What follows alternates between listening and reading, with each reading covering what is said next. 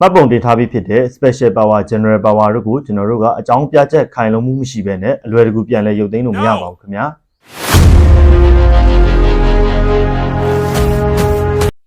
SP ဆိုတာကတော့ special power ကိုပြောတာပါ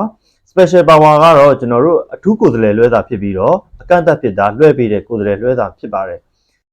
GB ဆိုတာကတော့ general power ကိုပြောတာပါ general power ဆိုတာကတော့အထွေထွေကိုယ်စားလှယ်လွှဲတာဖြစ်ပြီးတော့မိမိရဲ့အကြောင်းကိစ္စအတွက် power အကုန်ကိုမိမိကိုယ်စားအကန့်အသတ်မရှိလွှဲပေးလိုက်တဲ့ကိုယ်စားလှယ်လွှဲတာပဲဖြစ်ပါတယ်မှတ်ပုံတင်ထားပြီးဖြစ်တဲ့ special power general power တို့ကိုကျွန်တော်တို့ကအကြောင်းပြချက်ခိုင်လုံမှုမရှိဘဲနဲ့အလွယ်တကူပြန်လဲရုပ်သိမ်းလို့မရပါဘူးခင်ဗျာကိုယ့်ကိုလွှဲပေးထားတဲ့ special power general power တွေကိုသူများကိုတစ်ဆင့်ပြန်လဲလွှဲပေးလို့မရပါဘူးဒါပေမဲ့ချွင်းချက်အနေနဲ့တော့ကိုကတာဝန်ယူမှုတာဝန်ခံမှုအပြည့်နဲ့ကိုယ့်ကုမ္ပဏီဝန်ထမ်းကိုတော့လွှဲပေးလို့ရပါတယ်ခင်ဗျာ